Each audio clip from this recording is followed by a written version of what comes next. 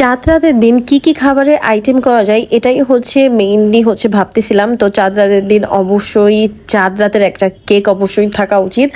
আর আমরা ঈদের দিনে কি কি মেনু সেট করব এটাও ছিল ঈদের দিনে সাধারণত আমরা সবার পছন্দের খাবারগুলো আর কি তৈরি করি, খাই সবাই মিলে একসাথে গোল টেবিলে আর কি। তো এটা হচ্ছে আমার ঈদের আগের দিনের আর কি সব কিছু। এখানে আমি ভাবতেছিলাম যে এবার ঈদে আমি কুলফি আইসক্রিমটা বানাবো। তো যেই ভাবা সেই কাজ। এখানে মিনিমাম আমি 2 কেজি দুধ খুবই গাঢ় করে আর কি নিয়েছিলাম, যেটা একদমই আর কি অনেক গাঢ় হয়ে গিয়েছিল, এর জন্য আবার দুধটা একটু পাতলা করতেছিলাম। দেন কুলফি আইসক্রিমে কিন্তু অবশ্যই গুড়টা দেয়, খেজুরের গুড় দিলে মানে কুলফি একদম জমে যাবে, যেগুলো কুষ্টিয়ার অথেন্টিক কুলফি আর কি। তো এখানে আমি বেশ ভালো পরিমাণে খেজুরের গুড় দিয়ে নিয়েছিলাম। এখানে খুব ভালো করে আমি গুড়টা মিক্স করে এলাচ দারচিনি দিয়েছি, আর তার সাথে গুড়টা খুব ভালো করে মিক্স করে আমি কুলফি আইসক্রিম আর কি বানাবো।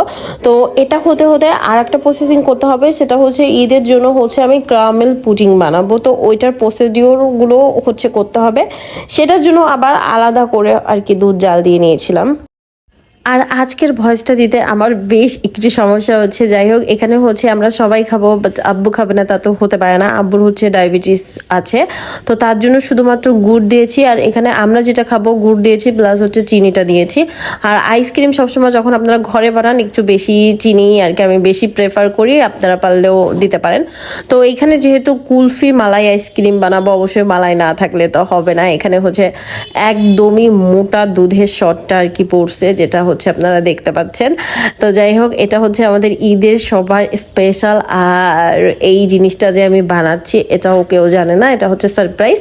ঈদের দিন আর কি সারপ্রাইজ দেবো, কারণ আমাদের বাসায় মেইনলি ঈদের দিনে নামাজ পড়ার পরই বাইরে থেকে সব খাবার আনা হয়। বাইরে থেকে সব খাবার বলতে আইসক্রিম সবাই পছন্দ করে, কোল্ড ড্রিঙ্কস, বিভিন্ন ধরনের চিপস, মানে এইগুলো আইটেম আর কি নামাজের পর আর কি নিয়ে আসা হয়, আমরা খাই।